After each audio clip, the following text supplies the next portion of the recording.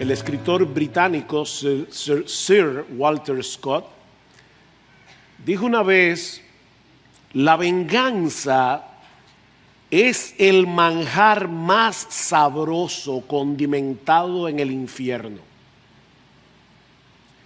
Y Robert Greene, otro escritor, decía que los hombres son más prestos a devolver un agravio que a devolver un favor. Oigan esto, porque la gratitud es una carga, mientras que la venganza es un placer. La gratitud es una carga, la venganza es un placer. Yo no creo que todo el mundo se atreva a expresar tan abiertamente el deleite que uno siente cuando puede vengarse del que le ha hecho mal.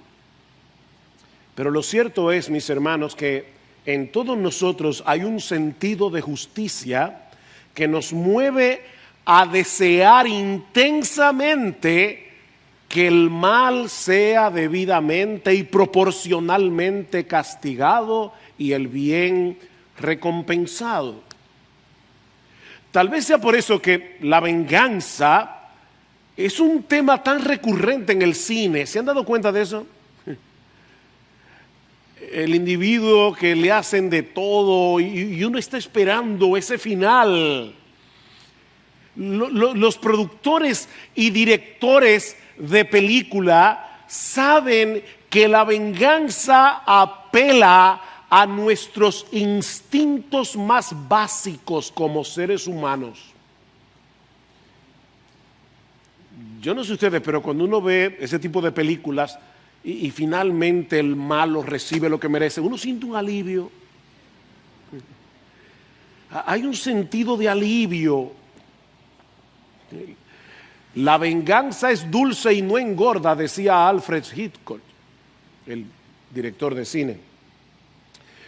Pero mis hermanos, eso es totalmente contrario a la enseñanza de las Escrituras, como veremos en el pasaje de la carta de Pablo a los Romanos que vamos a considerar en el día de hoy, que alguien ha llamado el Sermón del Monte del apóstol Pablo, por la similitud con las palabras del Señor en Mateo 5 que Miguel leyó hace un momento.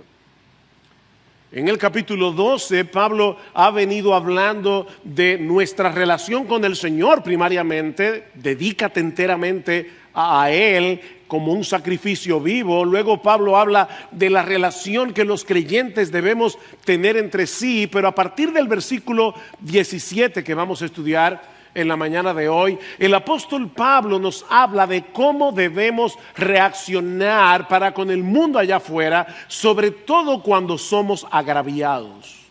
Cuando somos agraviados. Vean una vez más, o a partir de ahora, Romanos 2, 17 al 21, dice el apóstol Pablo: nunca paguéis a nadie mal por mal, respetad lo bueno delante de todos los hombres. Si es posible, en cuanto dependa de vosotros, estad en paz con todos los hombres. Amados, nunca os venguéis vosotros mismos, sino dad lugar a la ira de Dios, porque escrito está: mía es la venganza, yo pagaré, dice el Señor. Pero si tu enemigo tiene hambre, dale de comer. Y si tiene sed, dale de beber. Porque haciendo esto, carbones encendidos amontonarás sobre su cabeza. No seas vencido por el mal, sino vence con el bien el mal. Este pasaje es como una especie de comentario ampliado de parte de Pablo de las palabras del Señor en Mateo capítulo 5. Amad a vuestros enemigos, bendecid a los que os maldicen, haced bien a los que os aborrecen y orad por los que os ultrajan y os persiguen. Ambos pasajes, Mateo 5, Romanos 12, presuponen que tendremos enemigos. Ambos pasajes presuponen que seremos aborrecidos, que seremos ultrajados de un modo u otro. Mis hermanos, nos van a maldecir, dice el Señor, seremos ultrajados y perseguidos. Y lo mismo vemos en este pasaje de Romanos 12, vean el versículo 14. Bendecid a los que os persiguen, bendecid y no maldigáis. Versículo 17, nunca paguéis a nadie mal por mal. Es por eso que Pedro nos dice en su primera carta que no debemos sorprendernos cuando estemos en medio del fuego de la prueba, como si alguna cosa extraña os estuviera aconteciendo. ¿Por qué te extrañas? ¿Por qué te sorprendes? Antes bien, en la medida en que compartís los padecimientos de Cristo, regocijaos, para que también en la revelación de su gloria os regocijéis con gran alegría. Si sois vituperados en el nombre de Cristo, por el nombre de Cristo, dichosos sois, pues el Espíritu de gloria y de Dios reposa sobre vosotros. Esa es una marca de que somos cristianos. El mundo aborrece a Jesús. Y por esa misma razón aborrece a todos los que se le parecen. Si tú eres un seguidor de Cristo y estás siendo transformado de gloria en gloria en la misma imagen, no puedes esperar otra cosa. La gama de maltrato que recibe un cristiano puede ser muy amplia. Muy amplia, va desde el insulto, el aislamiento, la pérdida de privilegios. Hay hermanos que han perdido su trabajo o que no son promovidos porque son cristianos. Porque el jefe no los aguanta porque son cristianos. El maltrato psicológico, pero llega hasta la persecución y el martirio en algunos casos. Mis hermanos, ¿cómo debe reaccionar un cristiano ante tanta hostilidad? ¿Cómo debemos reaccionar? Bueno, yo creo que podemos resumir, englobar todo lo que Pablo dice en Romanos 12, 17 al 21 en dos exhortaciones. Dos exhortaciones. La primera es: nunca debemos devolver mal por mal. Nunca, bajo ninguna circunstancia. Versículo 14, bendecid a los que os persiguen, bendecid y no maldigáis. Versículo 17, nunca paguéis a nadie mal por mal. Versículo 19, amados, nunca os venguéis vosotros mismos. Y llama la atención que esta es la única vez en toda la carta de Romanos en la que Pablo se refiere a sus lectores como amados. La única vez. Es como si Pablo supiera lo difícil de lo que él está diciendo y le está echando un brazo en el hombro y le dice: amados, no os venguéis vosotros mismos y no dad lugar a la ira de Dios, porque escrito está: mí es la venganza, yo pagaré, dice el Señor. Versículo 21, no seas vencido por el mal, sino vence con el bien el mal. Mis hermanos, esto es completamente contrario a la inclinación natural del corazón humano. Todos nosotros fuimos hechos a la imagen de Dios, ¿no es así? Y Dios es justo, así que en todos nosotros, por ser hechos a la imagen de Dios, hay un sentido de justicia que nos dice que el mal debe ser castigado y el bien debe ser recompensado. El problema es que también somos orgullosos, somos egoístas por naturaleza. Nosotros creemos que somos el centro del universo. De manera que en medio del maltrato, y no importa qué tipo de maltrato sea, lo legítimo, somos creados a la imagen de Dios, se mezcla con nuestro pecado. Y eso genera en nosotros el deseo de devolver mal por mal. En lo profundo de nuestro ser sentimos que ese mal que se ha hecho contra nosotros no debe ser ignorado, no debe ser tomado a la ligera. Pero Pablo nos dice en este pasaje que nunca debemos devolver mal por mal. Bajo ninguna circunstancia debemos tomar la justicia en nuestras manos. Primera Tesalonicenses 5:13. Mirad que ninguno devuelva a otro mal por mal. Otra vez, sino procurad lo bueno los unos para con los otros y para con todos. Ninguno devuelva a otro mal por mal. Y miren, mis hermanos, no hay que ser un teólogo, no hay que saber leer el Nuevo Testamento en griego, en el idioma original que se escribió el Nuevo Testamento para entender estas palabras. Pastor, ¿qué significa nunca? Significa nunca. Nunca debemos devolver mal por mal. Y debo aclarar que así como la hostilidad puede manifestarse de muchas maneras, como vimos ya, la retaliación también tiene una gama muy amplia de manifestaciones. Nosotros somos muy creativos devolviendo mal por mal. Desde el insulto, la ironía,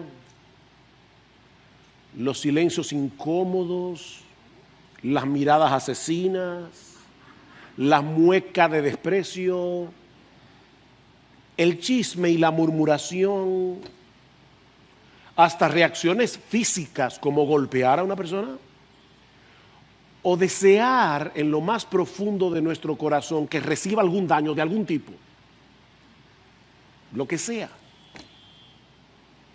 Queremos que la persona se sienta mal por lo que ha hecho y nosotros vamos a buscar la manera. Y mis hermanos, yo debo decir que la razón por la que yo comencé este sermón pidiendo perdón es porque estudiando este pasaje yo pude recordar muchas veces en que yo de una manera sutil quise hacer sentir mal a otro. Yo no quiero que pase desapercibido, no, yo quiero que tú lo sufras. Que tú sepas, que te enteres cómo yo me siento. Pero eso es lo que Dios nos dice en su palabra que no debemos hacer. Nunca paguéis a nadie mal por mal. Amados, nunca os venguéis vosotros mismos. Ahora, eso es fácil de decir. Eso es muy difícil de hacer. ¿Cómo nosotros podemos impedir que nuestro corazón se llene de amargura, de resentimiento, cuando alguien nos maltrata, sobre todo cuando parece que se está saliendo con la suya? ¿Cómo uno lidia con eso? Bueno, en primer lugar, mi hermano, recuerda el Evangelio. Recuerda el Evangelio.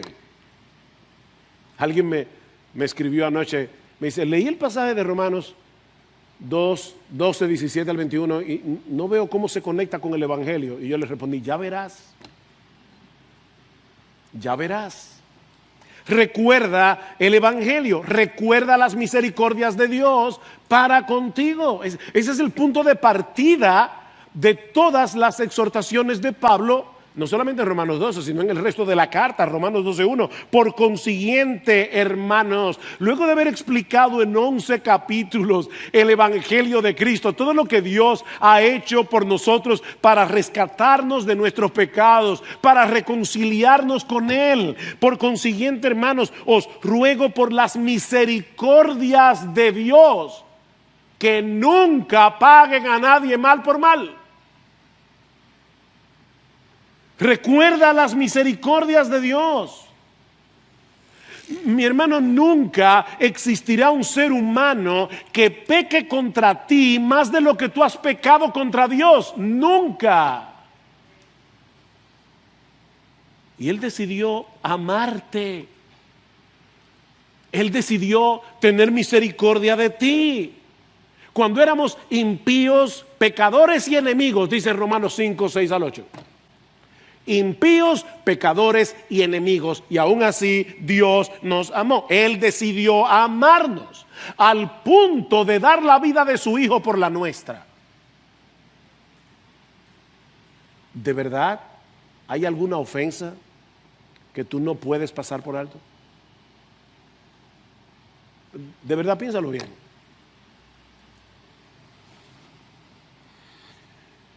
Mis hermanos, la única respuesta coherente que nosotros podemos dar a tanta misericordia es amar a nuestros enemigos así como Dios nos amó cuando nosotros estábamos enemistados con Él. Es la única respuesta coherente al Evangelio. Vamos a suponer por un momento que ahora mismo alguien te está acusando de una falta que tú no has cometido. Eso es injusto. Ahora, ¿tú sabes lo que el Evangelio dice de ti y de mí? Lo que el Evangelio dice de nosotros. Que sin la gracia de Dios somos 1000 veces peores de lo que esa persona está percibiendo de nosotros. Oye, lo que él está diciendo no es verdad. Pero la verdad acerca de ti sin la gracia es 1000 veces peor que eso. Tú eres peor. Y yo también. Me acordé ahora de John Gerstner. John Gerstner fue un tremendo teólogo norteamericano, ya murió, y él hablaba así, tiene una voz. Bueno, si han oído a Sproul, Sproul imita mucho a Gerstner porque fue su profesor, fue su mentor, y él hablaba bien fuerte, y en una prédica que dio acerca de la depravación humana dijo: nosotros somos ratas inmundas. Y una persona en el público se ofendió y fue donde él le dijo: señor Gerstner, usted va a tener que pedir excusa porque una persona se ofendió. Y él dijo: oye, tú tienes razón. Y se paró en el púlpito y dijo: por favor, en la prédica anterior yo dije que nosotros somos ratas inmundas, ahora quiero públicamente pedirle perdón a las ratas.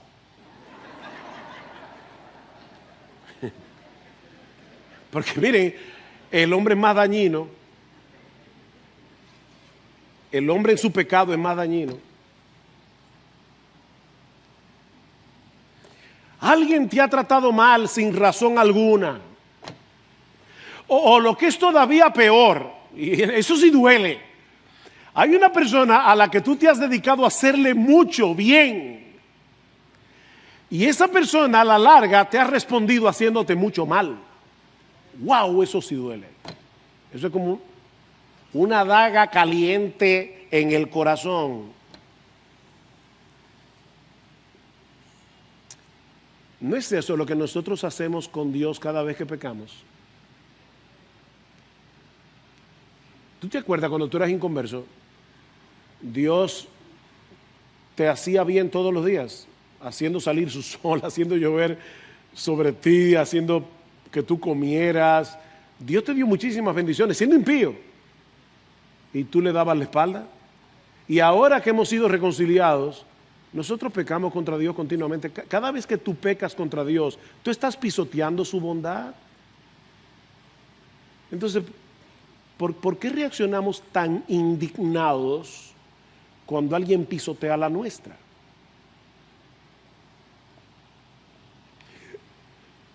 Mira, si Dios y los hombres nos dieran lo que realmente nosotros merecemos por lo que sí hacemos mal, nuestra vida sería un infierno aquí y un infierno allá por toda la eternidad. Eso es lo que nosotros merecemos. Así que, mi hermano, recuerda el Evangelio. Recuerda el Evangelio, eso es lo que vamos a recordar hoy. Empapa tu mente cada día con las misericordias de Dios.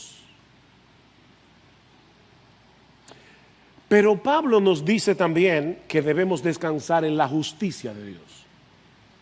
Vean una vez más el versículo 19. Amados, nunca os venguéis vosotros mismos, sino dad lugar. Déjale lugar a la ira de Dios, porque escrito está: mía es la venganza, yo pagaré, dice el Señor. Noten algo importante, hermanos: la venganza no es mala en sí misma. La venganza no es mala, no es necesariamente pecaminosa. De hecho, no deja de ser interesante notar que todas las instituciones que Dios creó para el buen orden de la sociedad, a todas Dios les dio cierta responsabilidad de castigar el pecado de alguna forma.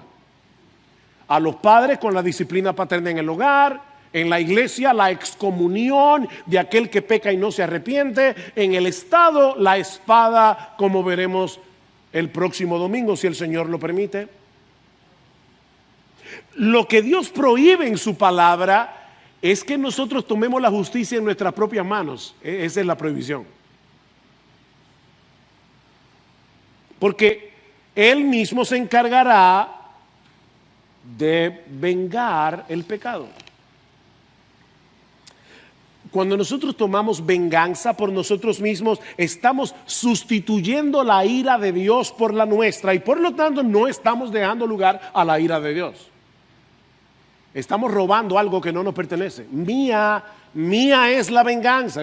Eso me pertenece a mí, no a ti. Cuando damos rienda suelta a nuestra amargura, a nuestro resentimiento, y yo repito, mis hermanos, eso no siempre se manifiesta con un trompón o pegándole un balazo a una persona. Eso se manifiesta de muchísimas maneras. De muchísimas maneras. Cuando nosotros le damos rienda suelta a nuestra amargura, a nuestro resentimiento, a nuestro deseo de que el otro se sienta mal, porque nosotros nos hemos sentido mal por lo que Él ha hecho, estamos actuando en incredulidad.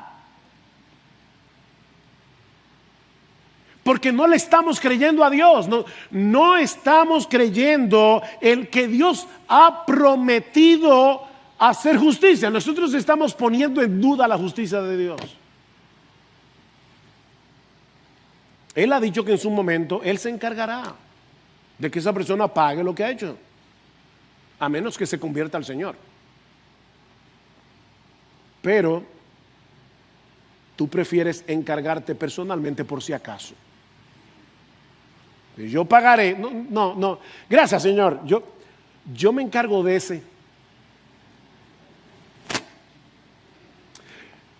Mira, déjame ayudarte a entenderte.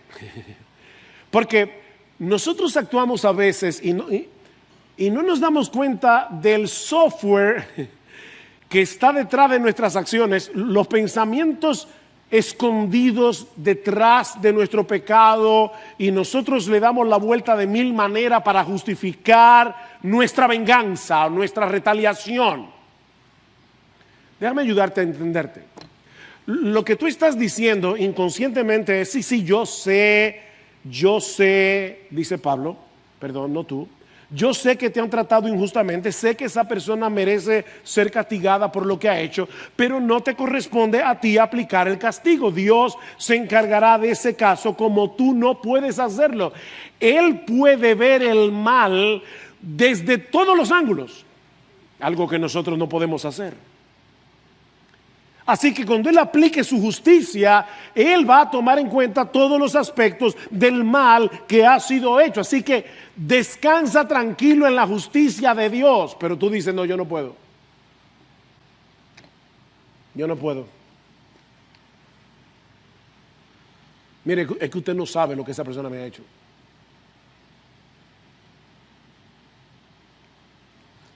Mira, déjame poner delante de ti la persona del Señor Jesucristo. Porque nunca ha habido nadie, ni lo habrá, que haya sido tratado tan injustamente como nuestro Señor Jesucristo. Él era sin pecado, sin pecado. Y Él dedicó toda su vida activamente a hacer el bien, al punto de dar su vida por pecadores que no lo merecían en la cruz del Calvario. Si alguien tenía derecho a sentirse amargado, decepcionado, injuriado, todo lo que ustedes pongan ahí, desilusionado, deseoso de tomar venganza, era Jesús. ¿Cómo reaccionó él ante el rechazo y el maltrato? Escuchen lo que dice Pedro en su primera carta. Dice, miren a Jesús sin pecado, que cuando lo ultrajaban, no respondía ultrajando, cuando padecía, no amenazaba, sino que se encomendaba a aquel que juzga con justicia. Lo que Pablo está diciendo en Romanos es, imiten a Jesús en eso. Y esta semana, mientras preparaba este mensaje, cuando leí esas 3 palabras, cuando lo ultrajaban, yo decía, wow, cuánto está encerrado en esas 3 palabras. Cuando lo ultrajaban. El Hijo de Dios encarnado, el Rey de Gloria, fue ultrajado. Dice en Marcos 15, le vistieron de púrpura y después de tejer una corona de espinas, se la pusieron y comenzaron a vitorearle, ¡salve, Rey de los judíos! Y le golpeaban la cabeza con una caña y lo escupían. Dice en Isaías que él no quitó su rostro de esputos, o sea, él puso su cara para llevar tu vergüenza y la mía, y la saliva le corría por la cara al Rey de Gloria, y poniéndose de rodillas le hacían reverencia, y después de haberse burlado de él, le quitaron la púrpura, le pusieron sus ropas y le sacaron para crucificarle. Wow. Él habría podido pedirle al Padre, como le dijo el Señor a Pedro, ¿recuerdan en Mateo? Él podía pedirle al Padre 12 legiones de ángeles que vinieran en su auxilio, pero no lo hizo. No lo hizo por amor a ti y a mí, y no lo hizo porque él descansaba confiado en la justicia de su Padre. Por eso tranquilamente, en medio de la burla, en medio del dolor, Cristo podía decir, Padre, perdónalos, ellos no saben lo que hacen. Y muy probablemente muchos de los que se convirtieron en el día de Pentecostés fue en respuesta a esa oración de Jesús.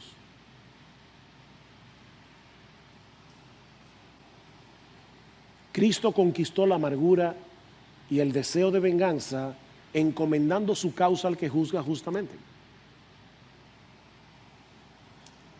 Pero alguien puede decir, oye, pastor, eso era Cristo. No, escucha lo que Pedro dice inmediatamente antes de ese texto. Porque para este propósito habéis sido llamados, pues también Cristo sufrió por vosotros, dejándoos ejemplo para que sigáis sus pisadas. Y ahí es que dice cuando lo ultrajaban, etc. Él nos dejó ejemplo. Cristo modeló para nosotros cómo deberíamos reaccionar ante el maltrato, para que nunca le paguemos a nadie mal por mal, sino que descansemos tranquilos en la justicia de Dios. Recuerda, mi hermano, que el Espíritu Santo nos está transformando de gloria en gloria mientras nosotros contemplamos la gloria de Jesús en su palabra.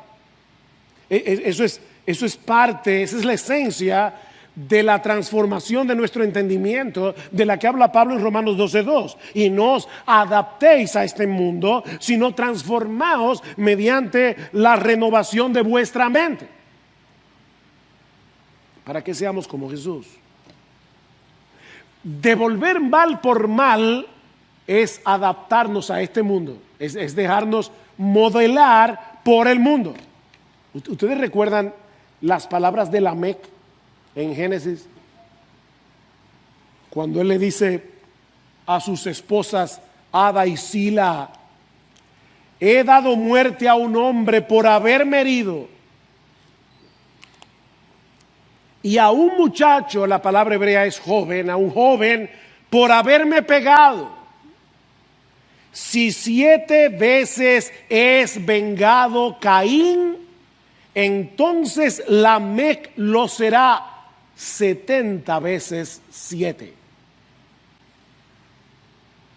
¿Habrá tenido Jesús en su mente esas palabras de Lamec cuando Pedro le pregunta: Señor, ¿cuántas veces perdonaré a mi hermano que peque contra mí? Hasta 7. Jesús le dijo: no te digo hasta 7, sino aún hasta 70 veces 7.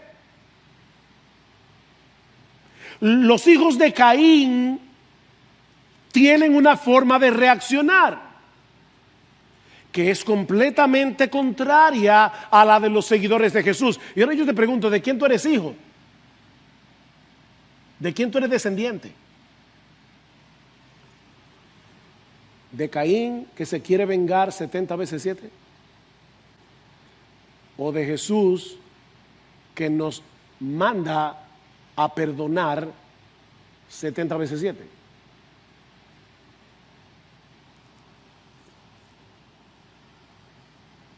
El 22 de enero del año 1999, el misionero australiano Graham Staines y sus 2 hijos de 10 y 6 años, Philip y Timothy, fueron atrapados en su vehículo por una turba de hindúes radicales. Y yo no voy a contar los detalles, pero fueron asesinados cruelmente. Graham Staines había dedicado 34 años de su vida para servirle a la gente de la India.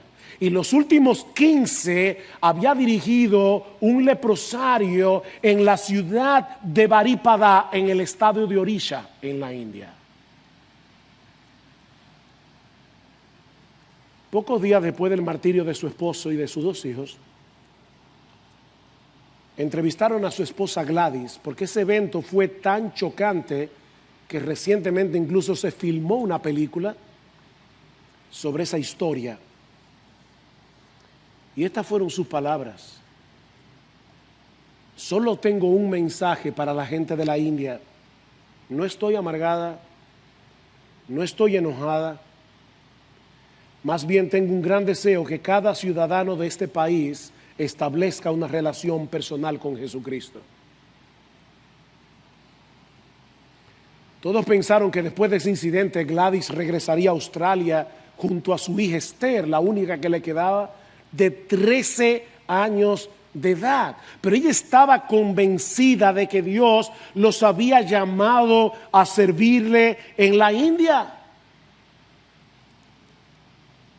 Y cuando le preguntaron si regresaba a Australia, le dijo: no, mi esposo y nuestros hijos han sacrificado sus vidas por esta nación. La India es mi hogar.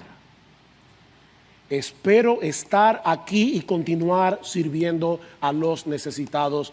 Y así lo hizo, a tal punto que en el 2005 fue condecorada por el gobierno indio por su servicio a la India por tantos años. Ahora, lo que más me sorprendió de esta historia fue la respuesta de su hija Esther, de 13 años, cuando le preguntaron: ¿cómo tú te sientes con respecto a la muerte de tu papá, al asesinato de tu papá? ¿Saben lo que respondió esa joven? Alabo al Señor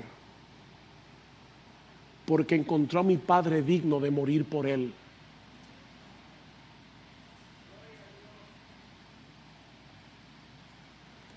Miren, hermanos, eso es entender las misericordias de Dios.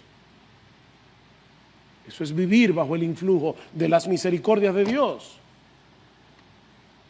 Nunca devuelvas mal por mal, nunca devuelvas golpe por golpe, nunca devuelvas insulto por insulto. No tomes en tus manos la justicia. ¿Te parece duro?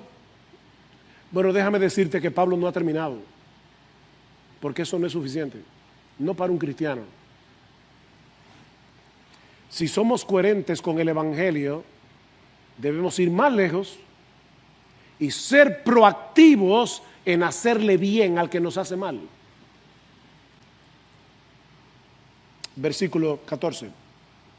Bendecid a los que os persiguen. Bendecid y no maldigáis. Versículo 17. Nunca paguéis a nadie mal por mal. Respetad, la palabra ahí es procuren, persigan lo bueno a los ojos de todos los hombres.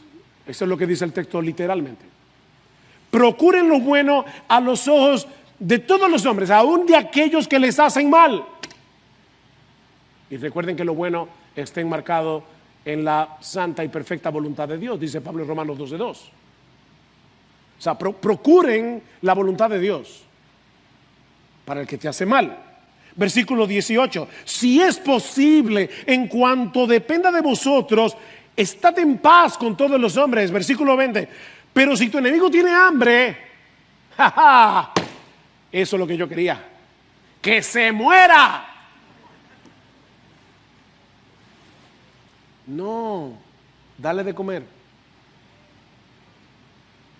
Si tuvieres sed, dale de beber. Porque haciendo esto, carbones encendidos amontonarás sobre su cabeza. Esto sí que es contraintuitivo. Mis hermanos, lo que Pablo nos está diciendo aquí es totalmente contrario a la inclinación natural del corazón humano. Pero ¿saben qué? La vida cristiana es sobrenatural.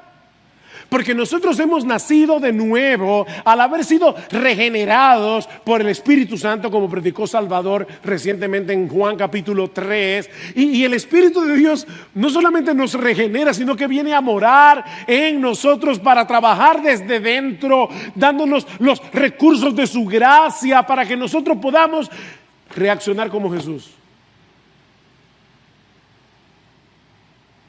Así que en vez de pagar mal por mal, debemos ser intencionales en hacerle bien al que nos maltrata. Comenzando por el hecho de orar por él para que se convierta y sea perdonado. Porque mira, a final de cuentas, el pecado que esa persona ha cometido contra ti, primariamente ha sido contra Dios, no contra ti. Entonces, órale a Dios que tenga misericordia de esa persona. Yo me acuerdo hace unos años, estaba hablando con unos cubanos que habían salido de Cuba, y ustedes saben, hermanos, que nosotros hemos ido a Cuba un montón de veces. Yo entiendo la situación que se vive en Cuba, pero hablando con estos hermanos, Fidel Castro todavía estaba vivo, y yo me acuerdo que a mí se me ocurrió la brillante idea de decirle, bueno, pero debemos orar a ver si el Señor tiene misericordia y Fidel Castro se convierte. ¡No!, me dijeron. O sea, y encima de eso lo vamos a tener en el cielo. Sí. Óyeme, fue una reacción que le salió del alma. No, que se convierta, no.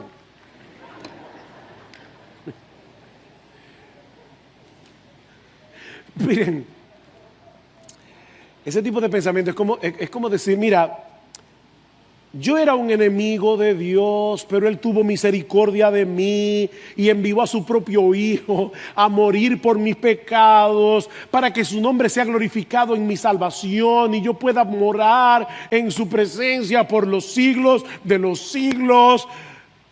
Pero lo que yo deseo para esta persona es que se fría en el infierno.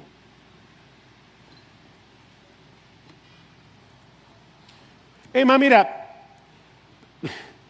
yo creo que ni el infierno es suficiente para lo que esa persona me ha hecho. Así que si fuera por mí, lo escupiría en la cara, le daría un trompón o desearía que otro se lo diera.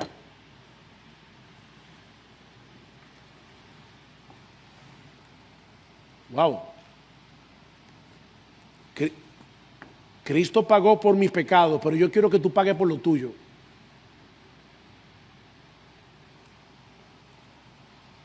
Por supuesto, yo sé que difícilmente una persona que profesa la fe lo va a decir con esas palabras. Pero mira, eso es lo que implica tu deseo de retaliación.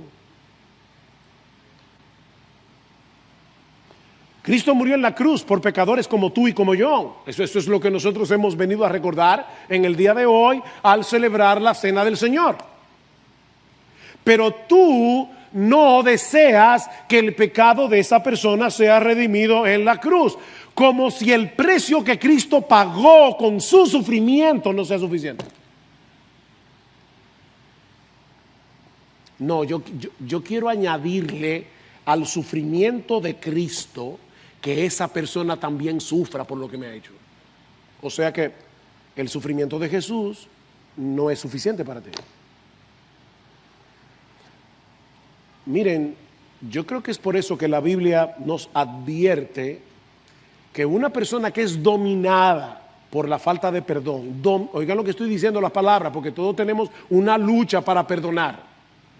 Pero una persona que sea dominada por su falta de perdón, que no esté mortificando ese deseo de devolver mal por mal, no ha entendido el Evangelio. Esa es la parábola de los dos deudores. ¿Recuerdan? El hombre que ve a uno de sus deudores que debía millones y el deudor, el individuo al que él le debe, se lo perdona. Y él sale de la casa, le acaban de perdonar millones y se encuentra con otro que le debe 100 pesos. Y le ruega. Y le dice, no, págame lo que tú me debes. Y cuando el otro se entera, dice, mira, enciérrelo en la cárcel hasta que pague hasta el último centavo de lo que me debe. ¿Tú sabes lo que eso significa? Que una persona que es dominada por su falta de perdón va camino al infierno, aunque sea miembro de una iglesia evangélica. No es cristiano. No es cristiano. Una persona dominada por el resentimiento, por su deseo de retaliación, va camino al infierno. No es cristiano. Y yo no puedo endulzarte la píldora, porque esa no es mi función.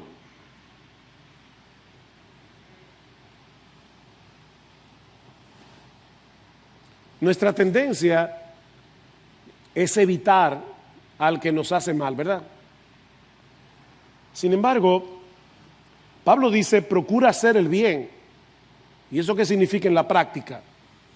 Bueno, en primer lugar, trata de no agravar innecesariamente el conflicto y si depende de ti, busca la reconciliación. No lo evites, busca la reconciliación. Versículo 18, si es posible. En cuanto dependa de vosotros, estad en paz con todos los hombres.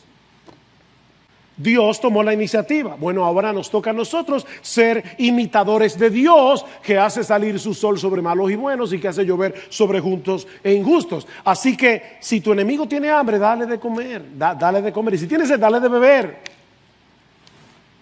Porque haciendo eso, carbones encendidos amontonarás sobre su cabeza. Bueno, eso es lo que yo quiero. No, espérate. Esos carbones encendidos en el contexto del pasaje parecen tener el propósito de sanar, no de dañar. De sanar. Pablo parece estar expresando aquí, por el contexto, repito, que tal vez al servir a tu enemigo, él sienta vergüenza de su mala conducta y puede ser que venga el arrepentimiento. Who knows? ¿Quién sabe? Así que mis hermanos, esa es la metodología de Dios para vencer el mal. ¿Cuál? Hacer bien. Versículo 21. No seas vencido por el mal, sino vence con el bien el mal. La palabra que se traduce aquí como vencer es un término militar que significa dominar. Lo que Pablo nos está diciendo aquí es que tan pronto tú decides hacerle daño al que te ha hecho mal, ya tú perdiste la batalla contra el mal. No seas vencido. No te dejes dominar.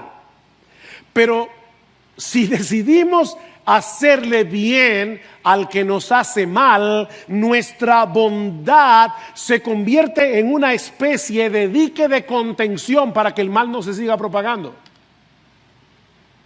Vence con el bien el mal. El mal es vencido cuando el agraviado decide apagar ese fuego de maldad haciéndole bien al que le ha hecho mal.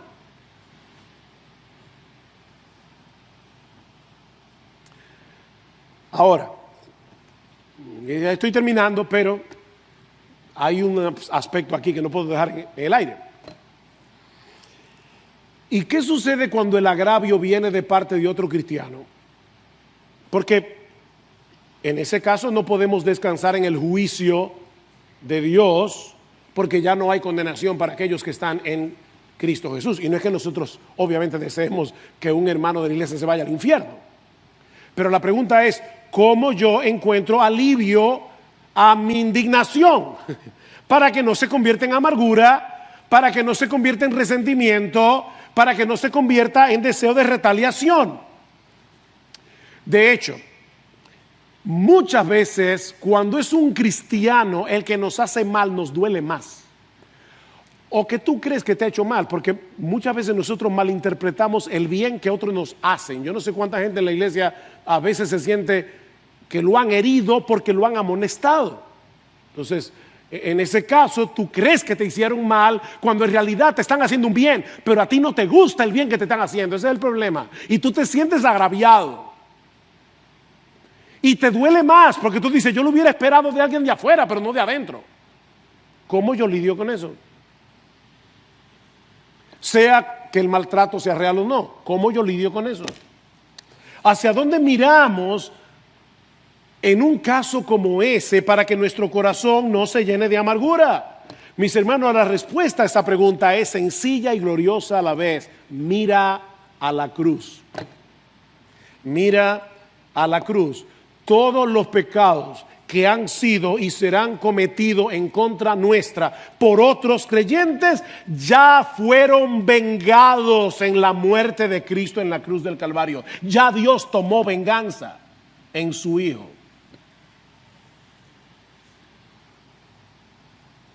Nunca podríamos hacer que un hermano en la fe sufra por algo que nos ha hecho más de lo que Cristo sufrió en la cruz por ese pecado que el hermano cometió contra mí. Ya Dios tomó venganza por ese pecado que alguien en la iglesia cometió contra ti. Ya Dios derramó su ira en su Hijo por ese pecado. Ya quédate tranquilo. Claro, yo no estoy hablando aquí de reconciliación y que todo el proceso de Mateo 18. Yo estoy hablando de la indignación de tu corazón. Quédate tranquilo, ya Dios castigó a su Hijo. ¿O tú quieres más? Otra vez, ¿o es que la muerte de Cristo no es suficiente?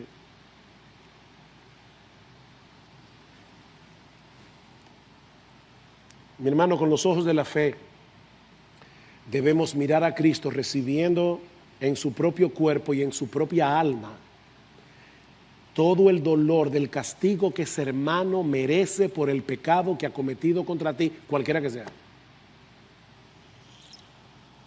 Ese es el remedio bíblico para la amargura y el resentimiento. Así que, mis hermanos, el cristiano no tiene opción. No tiene otra opción que quitarse de encima, como dice Pablo en Efesios 4:31, toda amargura, enojo, ira, griterías, maledicencias, así como toda malicia. Sed más bien amables unos con otros, misericordiosos, perdonándoos unos a otros, así como también Dios os perdonó en Cristo. Efesios 5, sed pues imitadores de Dios como hijos amados y andad en amor, así como también Cristo nos amó y se dio a sí mismo por nosotros. Andad en amor. Wow, nuestro amor debe ser evidente en nuestro andar. Dejamos una estela de amor. Andate en amor. Aún con aquellos que nos hacen mal, sean creyentes o no. Y ahora que vamos a participar de la cena del Señor,